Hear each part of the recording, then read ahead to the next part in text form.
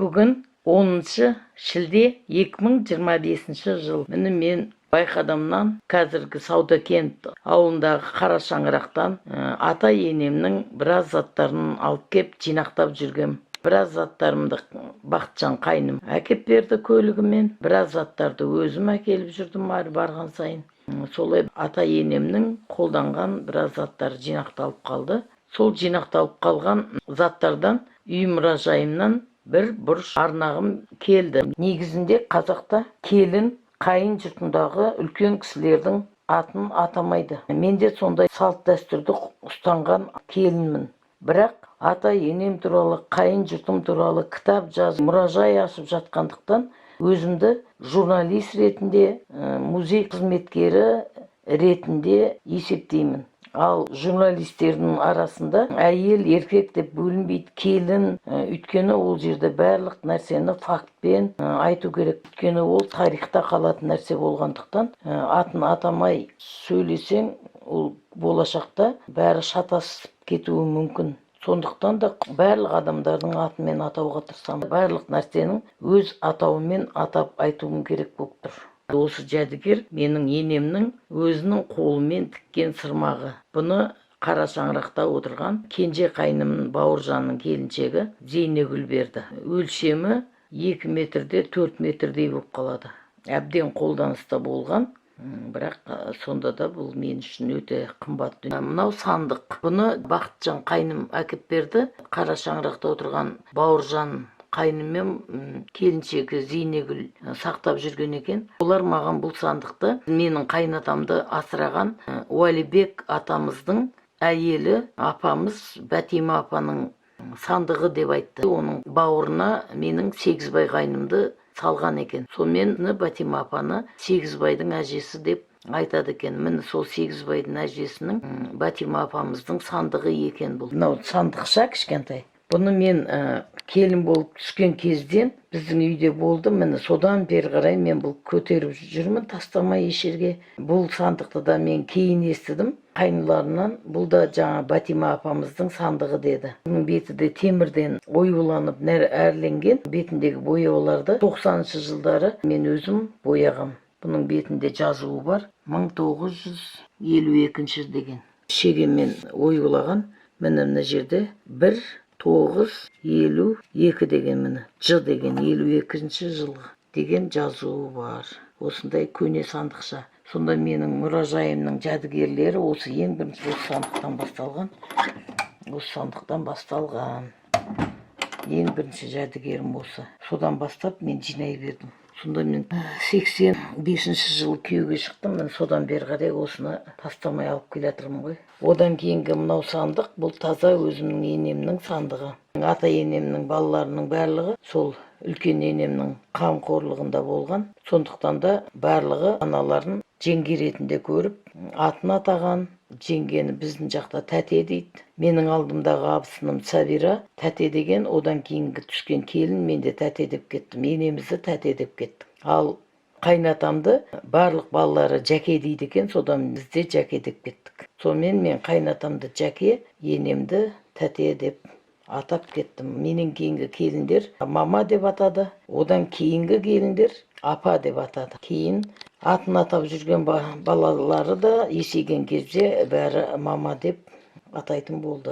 Міне сол тәтемнің мынау өзінің сандығы. Ата-енем жылқышы болған. Мал ауылға барған кезде осы сандықты талай көргем, ішінен ашып, қыздар келгенде, біз келгенде ішін ашып, ішінен заттарын көрсететін, ішінен құжатын алатын. Солай көзіме ыстық, сондықтан да менің мұражайымның бұл төрінде тұрады. Мен келін болып түскен кезде Қамқалы совхозында медпунктте жұмыс істедім. Сол кезде бізді Қамқалы совхозындағы өздерінің үйлеріне үйғып отырғызып қойды. Сол кезде ата-енемнің біраз заттары сол ауылдағы үйде тұратын. Сол заттарымен біз ауылдағы үйде отырдық. Сол кезде мынандай шкаф болатын. Сондықтан да мен мынандай шкафты тауып бұрышына қойдым. Бұны болашақта реставрация жасаймын. Мына өте көне шкаф. Мынандай бетіндегі краскілерін бәрін кетіріп, осындай ағаштан жасалған шкаф бұл. Осыны қалпына келтіремін. кіріп әдемілеп алдағы уақытта жасаймын қазір. Осындай шкаф енемде болған еді деп, бұл шкафты тауып әкеп осы жерге қойып жатыр. Келесі жәдігеріміз шайнек. Бұл шайнекті де енем ұстанған, міне қолданыста болған. Есімде, қай уақытта барсаң, пештің үстінде шай қайнап тұратын осы шайнекте. Бұны тәтеме кенже қызы Бақытгүл әкеп берген екен. Қайынсіңілім Бақытгүл әкеп берген екен. Одан кейін мынандай сөмке, сумочка дейді ғой. Бұл да тәтемнің сумочкасы. Бұны тәтеме қайынәпкем Түйіскүл әкеп берген екен. Ең үлкен тұңғыш қызы. Сосын кейінгі жәдігер мынау аққұман, өте үлкен аққұман. Және астындағы үлкен кесе. Бұл да мен келін болып түскен кезде, төсек орным келген кезде, енем де осы сервиз болды. Сол сервизін мен сервантымның ішіне әкеліп жинап қойған. Сол есімде, сондықтан да қазір енді ол сервиздің қайда екенін білмеймін. Бірақ мен осы тәтемде осындай сервиз болып еді деп сатып алдым. Енді қазір осы сервизі толықтыру керек. Кішілеу аққұманы болған және шай құятын үлкен 6 кесесі болған. Солардың бәрін біртіндеп түгендеу керек. Одан бөлек мынау менің қайнатамның тоны екен. Бұл тонды маған Зейнегүл келінім беріп жіберді. Бауыржан қайнымның келіншегі Зейнегүл. Бұны да музейге қоям. Күйе жеп қоймас үшін бұны сандықтың ішіне құптап сап қоям. Осындай тон. Кәдімгі таза қойдың терісінен жасалған тон. Мына қайнатамның суреті Жәкемнің. Ол газетке шыққан октябрь таңында 1990 жылы 15 сентябрьде газетке шыққан. Сол газет қиындысында жабыстырып қойдым. Мынау Жәкемнің әкесі Ералы атамыздың портреті. Мынау Жәкем мен тәтемнің орден медальдары.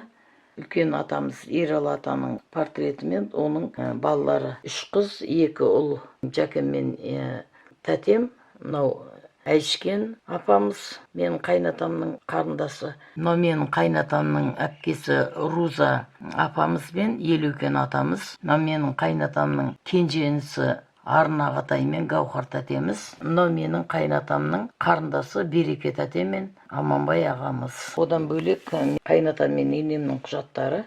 Мынау қайнатамның ұстанған портменесі. Ал мынау қайнатамның өзінің қолымен жазған батасы. Жолыңды Алла қолдасын, жаманшылық болмасын, сенімді болсын жолдасың, жолыңды кескен оңбасын, сәтті болсын істерің, жақсы болсын түстерің деп осындай батаны жазып алған өзіне.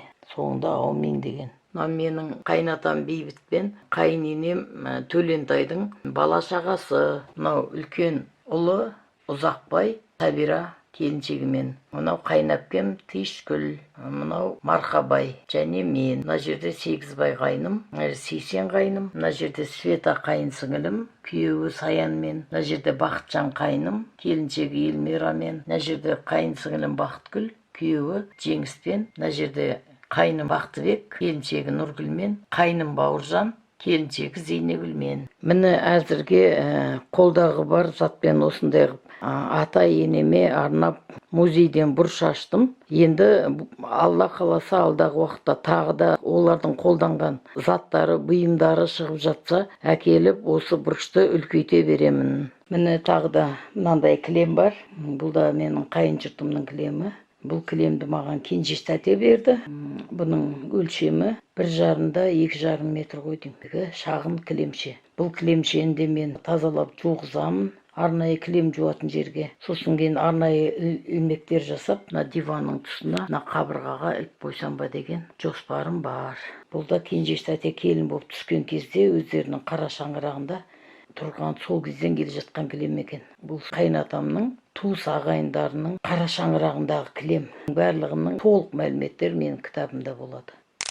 Атам мен енем туралы мәліметтер, мағлұматтар менің жазып жатқан кітабым ішінде толық келтіріледі. Сурет, орден, медаль, марапаттары, қолданған заттары бәрін сол кітаптың ішінен алдағы уақытта тауып оқитын боласыздар.